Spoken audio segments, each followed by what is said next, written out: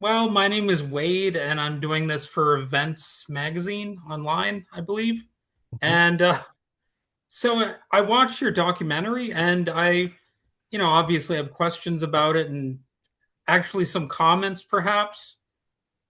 I mean, first of all, I need to go over a local example of a January 6er, because I live near Calumet, Michigan, and we have this guy named Carl Dresch.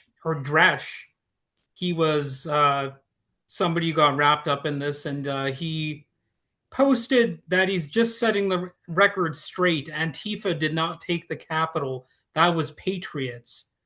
So he admitted that. So why, in your opinion, is it that so many other January Sixers refuse to take responsibility for what went down?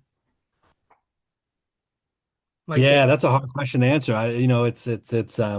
It's always a good question why people sort of do the things they do. I think sometimes when you get so wrapped up in things, particularly in this era of social media where it feels like people have to plant their flag so firmly, it's hard for people to sort of really have the strength to like look clearly at their reality and maybe retract or maybe sort of evolve or grow to a point where they can look at themselves in a more clear-eyed way. yeah, yeah. And you've said that you wanted to make a no judgment study of the people in the film. So what was the hardest about holding that line while filming moments tied to violence and democratic breakdown? Yeah, I mean, I think why I make documentaries is because I absolutely have just a deep admiration for people, and sometimes I just really want to understand what motivates people, even if it's people that I might not necessarily be friends with in real life or might not necessarily ever even meet. And so what sort of kept me clear-eyed was wanting to understand their motivations, wanting to understand what made them tick. And that really sort of like helped me through some of those harder moments where they're doing, things like you mentioned. Yes. So you were in close proximity to them, like you were actually there. So how did you avoid any sort of legal ramifications for that? How did you So, sort of distance yourself from that? I mean, as journalists, we were observing, we weren't participating or instigating, so that is kind of absolves or distances us from any sort of legal implications. And you were following them long before January 6th. So at what point did you realize the story you were documenting was heading down a more darker path, I suppose you might say?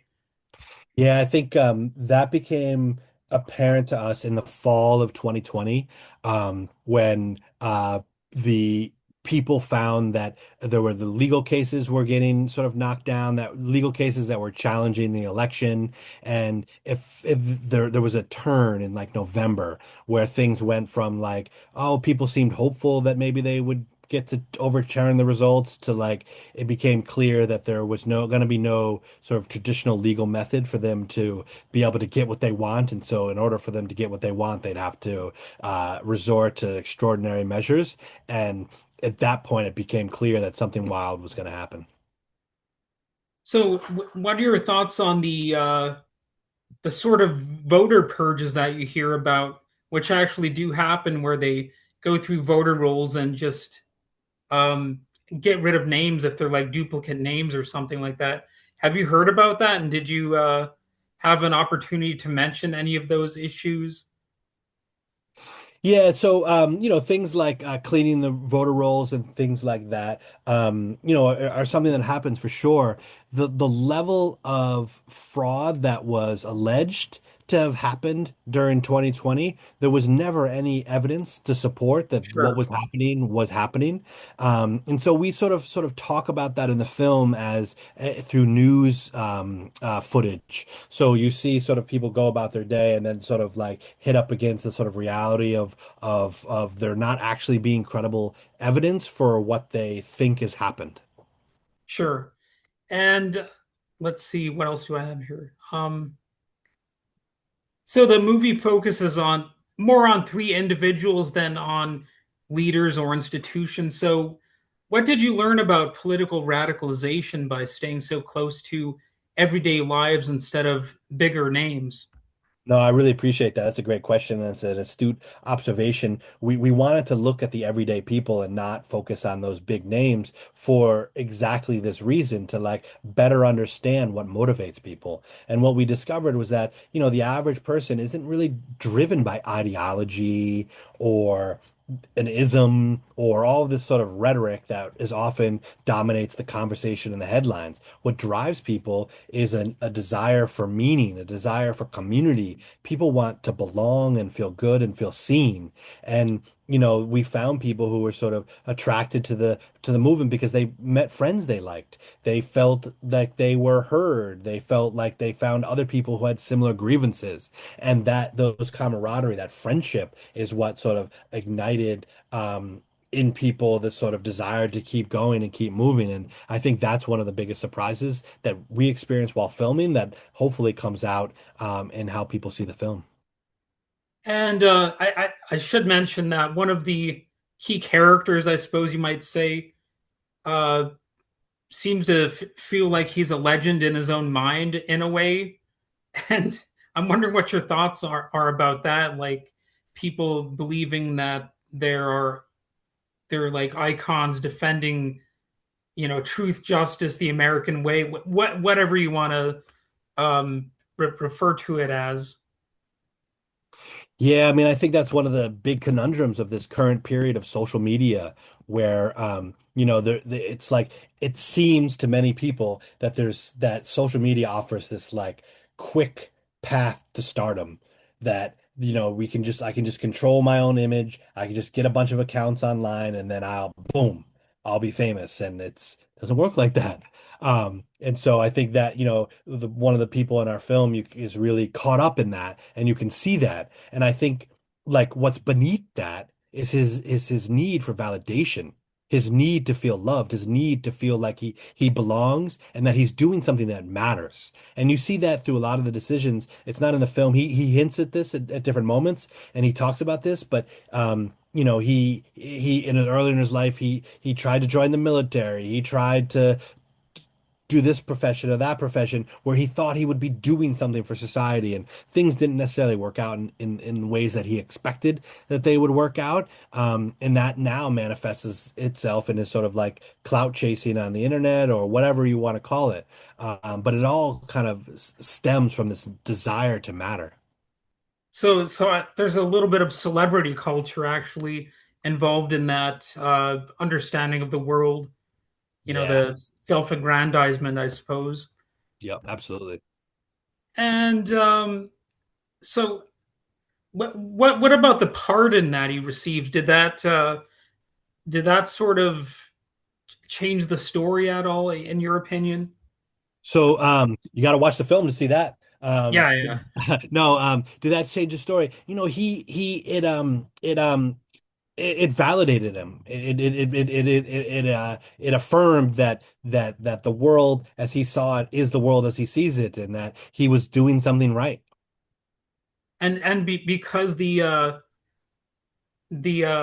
family troubles that resulted from what happened, it seems like he took that as a way to frame himself as sort of a bigger victim than he was previously. Yeah, I feel like, people, especially men, have to make decisions around how we deal with our vulnerabilities and how we make our vulnerabilities clear. And you can choose to be vulnerable or you can choose to not to be vulnerable. And he makes the decision not to be vulnerable. And maybe he's not being as honest with himself as he could be. And were there any moments while filming where you personally felt afraid, either physically or ethically, about continuing the project? There was a moment where not it didn't make me think twice about continuing the project, but there was a moment on January 6th where Chris had thought that somebody had died, and ethically I was like, oh my God, I can't film this person. If this person is actually having a health event and is dying, then I can't film this person. And that was like probably the one moment in the course of the film where ethically I felt like, no, this is like something I need to maybe not. show. And are you concerned about how well every movie is going to have some critics? So are you concerned about people who might criticize how you depict the events in the film? Yeah, I mean, haters are gonna hate. But Sure. I really hope that people take the time to watch the film and see how even-handedly we have approached it in a way that really allows the individuals to speak for themselves and really allows people to then make decisions based on their actions. And so that's what I hope people will at least give the film a chance, who maybe tend to jump to conclusions ahead of time, might take a moment to watch the film and see how we handled things. And I think we gave everyone a fair shot and let their actions speak for themselves. And where do you think right-wing politics are headed next? Not that you have a crystal ball, but just in your opinion, in your estimation. Yeah, I mean, I think right-wing politics are headed to another awakening moment. There's going to be a kind of come to Jesus moment where the movement's going to have to really decide if democracy is the future or if democracy is not the future, and if everyone is allowed to participate in that or not. And I feel like they're not yet fully at that inflection point, but it's coming. Okay, all right. Well, that was the last question, I suppose. I do want to know if I'd be able to make this into a podcast episode in addition to the article, the interview article. That's up Yeah, to you. yeah, Okay, that's so you wouldn't have a problem with that. All yeah, right. yeah, Well, thanks, and have a good day. Nice talking to you, even though it's yeah. short. Yeah, no, But no. It was a pleasure to talk to you. Hopefully, I get a time to talk to you again sometime. And just for okay, clarification too, the film is available. You just send people to homegrown.film. homegrown.film. Okay, all Okay. right.